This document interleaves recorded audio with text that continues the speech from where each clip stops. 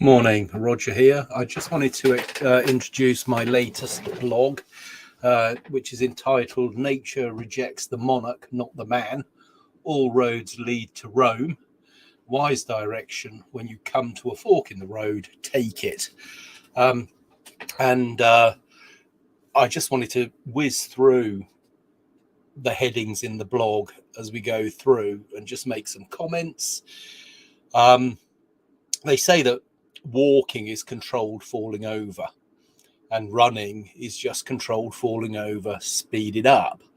And the idea of a fork in the road related to the idea of controlled falling over and speeded up controlled falling over is the idea that the famous quote comes from Yogi Berra.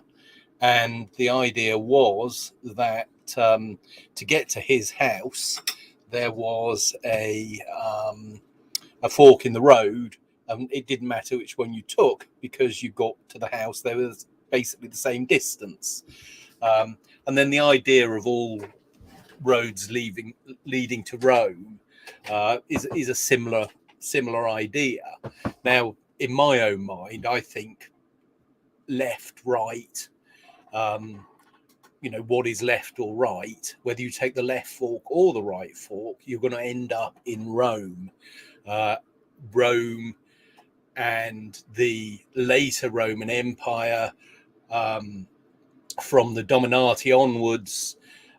So those are the Lycurian emperors who included Diocletian, who made some famous authoritarian changes to the Roman constitution, through to Constantine I.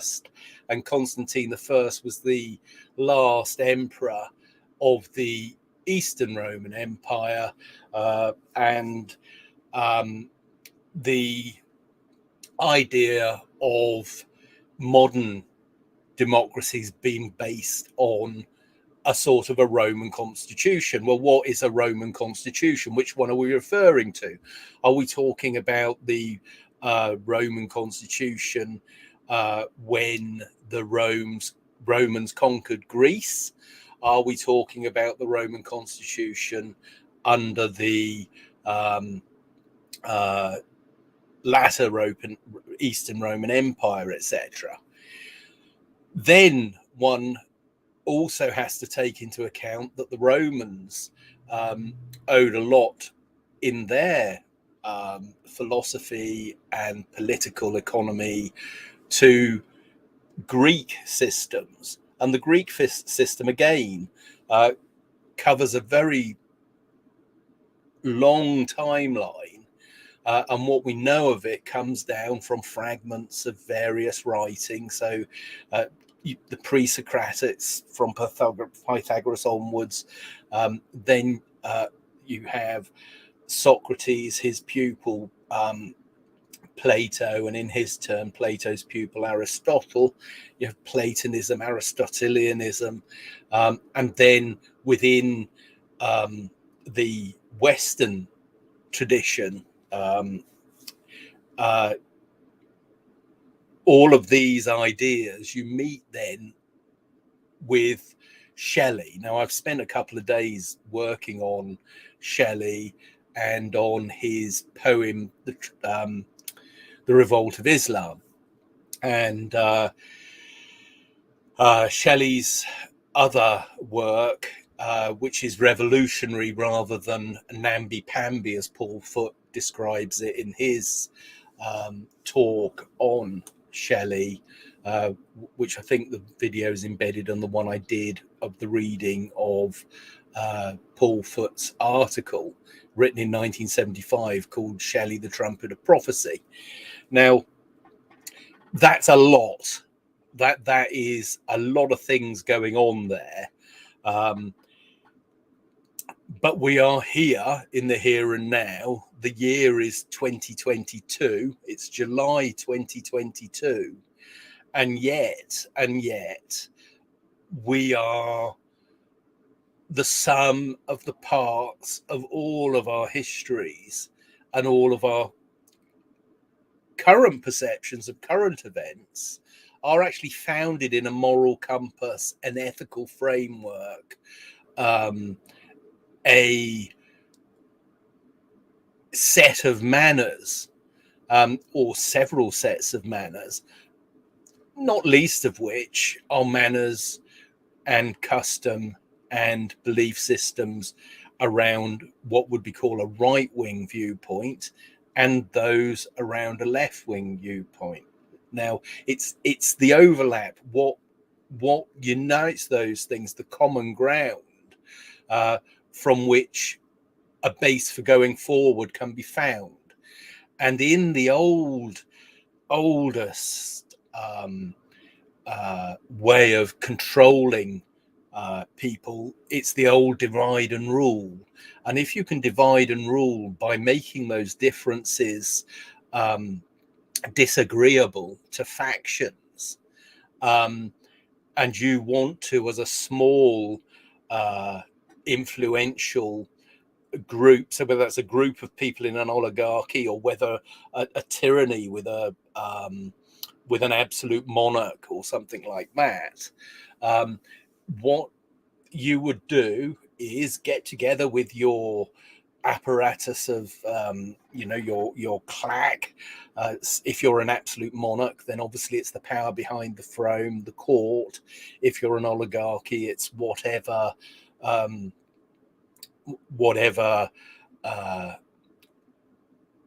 means of organization between the oligarchs you put in place, and then you have an agreed upon formula for keeping everybody else at each other's throats.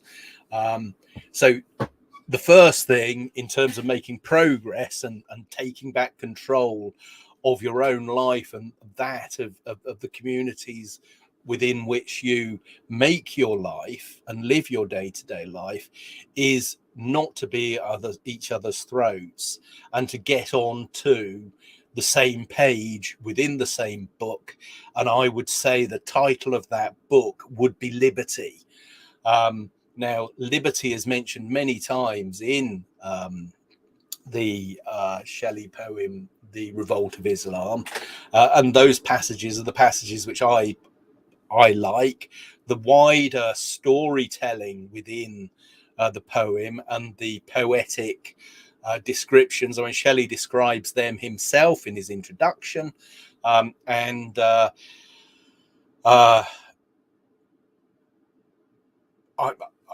like poetry. I write poetry, and so I find reading poetry myself quite cathartic. But of course, you need the time to sit down and do it, always assuming that it is something that you like. Some people prefer to watch a movie, or would prefer to watch a play, or go to the theatre, or go to a concert, or whatever other sort of entertainment or education or learning setting, which speaks to you personally. And of course, to get a conversation going, it is a really important thing, because as individuals, we can feel these things and have our own internal conversation, our own thought life going on. But if we want to make a way for proceeding in the world, whichever fork in the road it is that we're choosing to take, remember, all roads lead to Rome, or all roads lead to whatever the dominant paradigm, the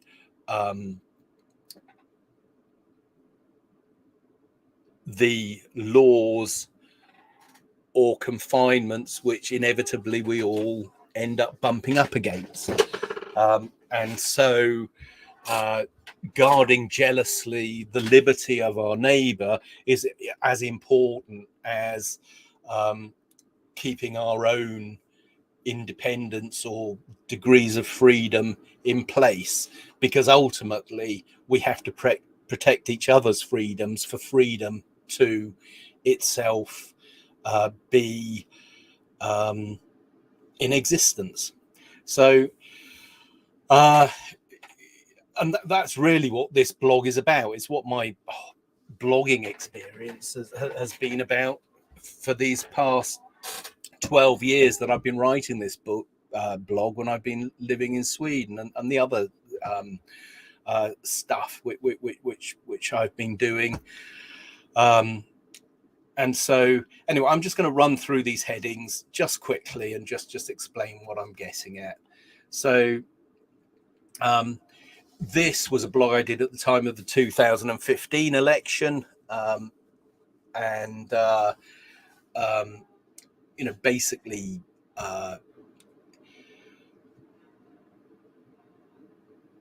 I'll just read what it says. On the May 2015 election, bear in mind that if you wish to see some policy from central government, or indeed local government, that answers the needs and wants of the regular citizen, i.e. me and you, politicians have to be made accountable. By voting for mainstream parties, one effectively resigns oneself to the model described in the quotes below.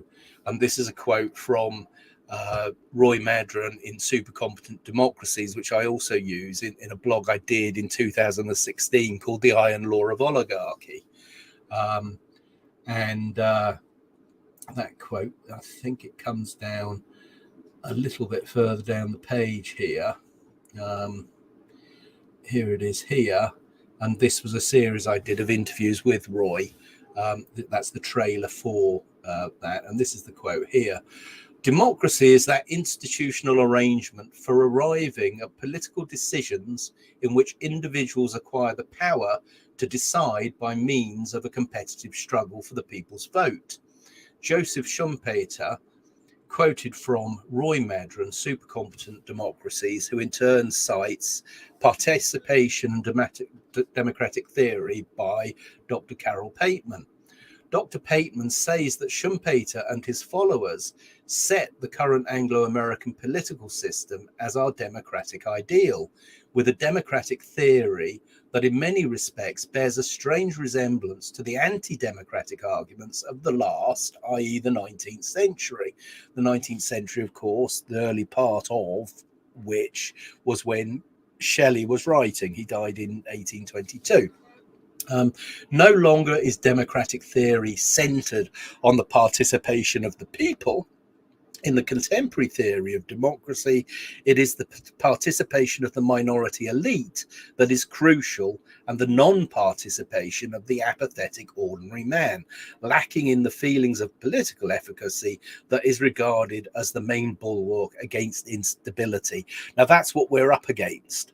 Our views and our participation is looked upon as really rather unnecessary, a drudge, and actually impertinent on our part to question the all-knowing wisdom of the so-called and self-styled elites. So the Davos man, the World Economic Forum, the G7 summit, we've all seen it. There's an interview springs to mind, the head of Pfizer and Klaus Schwab interviewing that guy, and they're both laughing. Oh, I saw that I'd been arrested. I did this. I did that. I don't know where they get these ideas from, etc. So anyway, so let's just go back to the top here, and we'll carry on. So this is the introduction and Canto 1 of the Revolt of Islam, and I've dropped in a slideshow of some of the slides from this blog across that first. That's an hour long. The full reading is quite extensive. If I just just to have a look here. This is my YouTube channel playlist here, and here is the Shelley playlist. Hello, Roger here. I'm going to do that's not what I wanted. Bum, bum, bum, bum.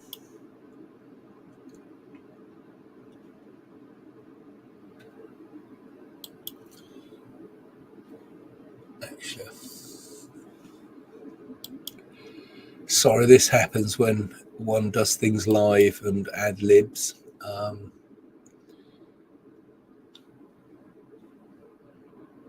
am I looking for here? This one here, look.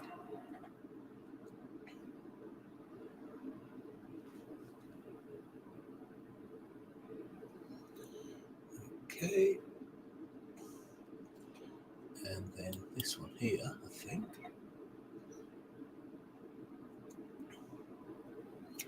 And then, if I do this, that should give me the information I need.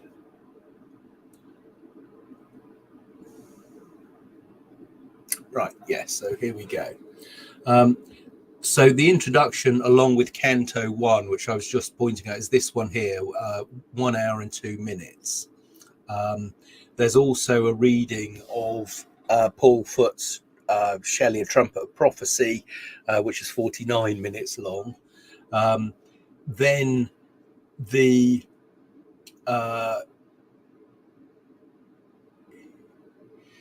so Canto 2 then is 28 minutes long. Cantos 3 and 4, 35 minutes. Canto 5, 33 minutes. Canto 6, 27 minutes. Canto 7, 8, and 9, 57 minutes. And Cantos 10 to 12, 59 minutes. Now, obviously, I think they're important because I've made readings of those. I've made sure that the subtitles are actually the words that I'm reading, and so that it's not the voice to text automatically generated by YouTube. And so they are as accessible as they have ever been on YouTube. I imagine there'll be a LibriVox, although I'm not sure. And the only other recording I could find was done in 2005 on the Internet Archive. And the guy that did the reading, it wasn't a ringing, it was a reading, it was a sort of a singing. Anyway, I think for some people it may be more easily listenable to, actually read with here.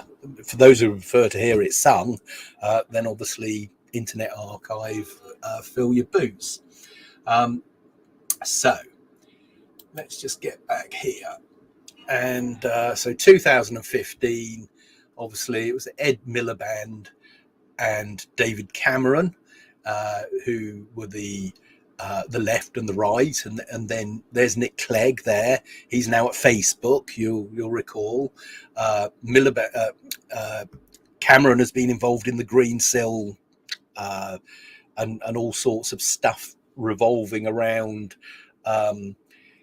lobbying. Former Prime Minister lobbying on behalf of Greensill Capital, who went bust. Now, Clegg obviously is a big wig at Facebook now, no doubt, raking in the cash with share options and whatnot. And Ed Miliband, his brother, who I think is the one that the establishment would have preferred to have won the Labour leadership competition, which was between him and his brother, is running some big charity in New York where most of the money is spent, not least on his own salary, and very little of the money gets to the cause which it's supposed to be promoting. And that happens a lot with philanthropy. And of course, one man's philanthropist is another man's oligarch. usually the distinction is an oligarch will be Russian these days, whereas in the West, if you're a billionaire, you're not an oligarch, you're a philanthropist. And thus, we encounter the language which Shelley mentions a lot in his introductions and writings about what his poetry was about and some of the themes running through it. So that's that. Then this is a stanza from my own poem, Usury Hell's Fuel, Man's Oppressor. This was the second reading I did of that online a few years back.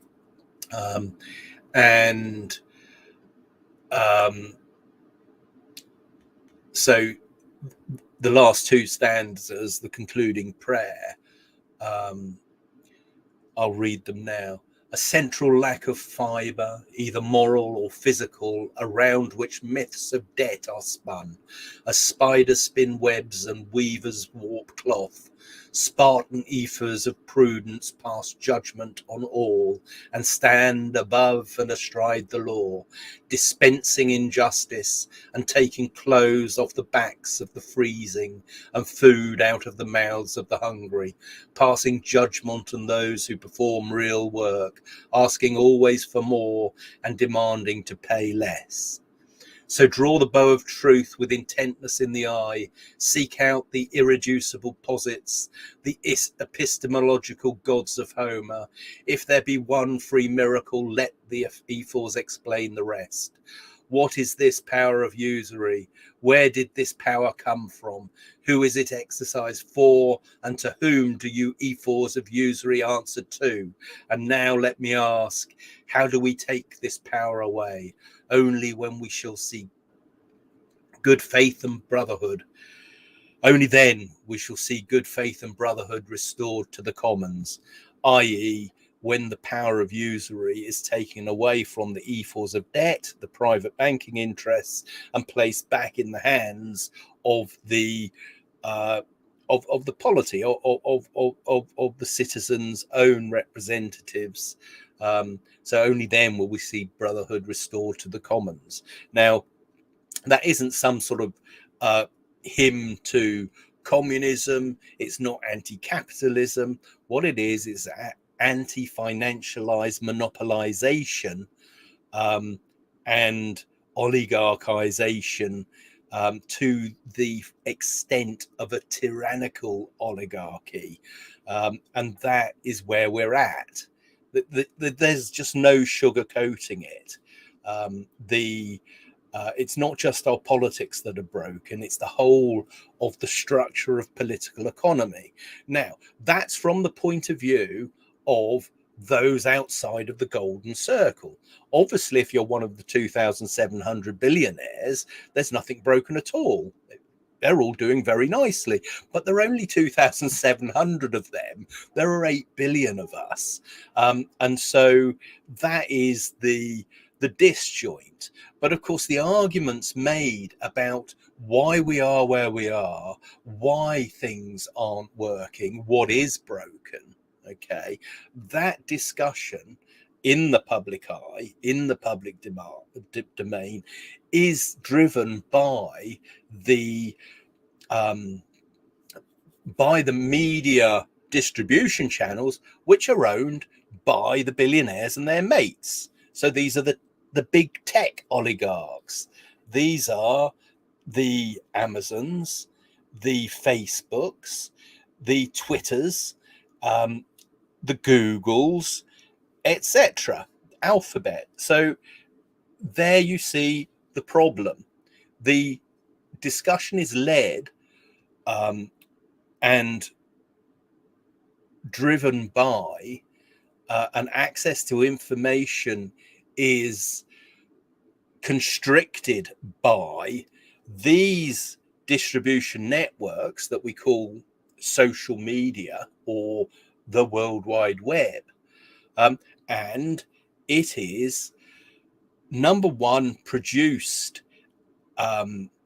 with the directorship of the supporting clique around a billionaire oligarchical class, and other voices are excluded from that. And you find this in Shelley's work, writing in the 1820s, that it's nothing new, and it's been with us even with our ancestors. You find it in ancient Greek literature, you find it in Roman literature, you find it right throughout the Middle Ages, and these are all themes which Shelley addresses. Now, other people address them too, of course they do, and Shelley himself is not working in a vacuum. In fact, the Revolt of Islam owes a great debt to another book, which is in this blog here, and this is why this is here. And I'll just get down to that part of the blog just to make the point. We just keep going down.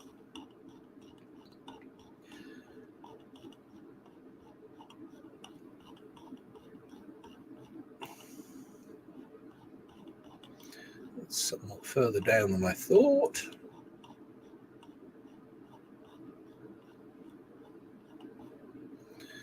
Right, we should be getting close to it here.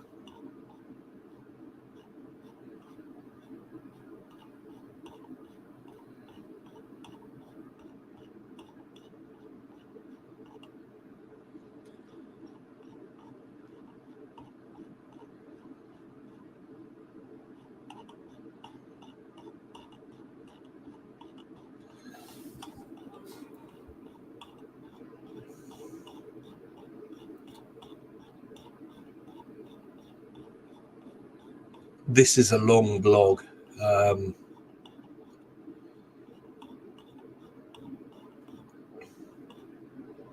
Here we are. This book here, James Henry Lawrence. This book was written in the 1780s, and it's called "The Empire of the Nares, or the Rights of Women, and Utopian Romance." And there are passages in this book which clearly do inform both the narrative and the dialogue within the poem The Revolt of Islam. Now, I'm not accusing Shelley of plagiarism here, and scholars that have pointed this out do not do that either. But it's the point that even a giant of literature and poetry like Shelley is stood on the shoulders of giants. Not least the Greek playwrights and poets, and the Roman, but also some immediate contemporaries. And that's a point worth bearing in mind, particularly with this idea of a conversation, a dialogue, and a bringing together of minds without being riven by the divisions and wedges which play into the hands of those who would divide and conquer, divide and rule. So that's a simple point to make there. So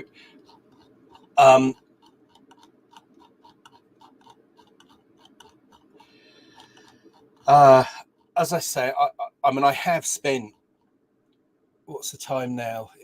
It's nearly 3 o'clock, and I've been up since 5, and I've been doing this since then. So, I mean, there's over 9 hours of work on just getting this blog together, and it draws on 12 years worth of blogging, and I just felt I wanted to just make a bit of an introduction, which is probably already too long, to just make those few points. I'm going to just end it there, and that's all I wanted to say. Thanks for listening if you have been, and have a great weekend.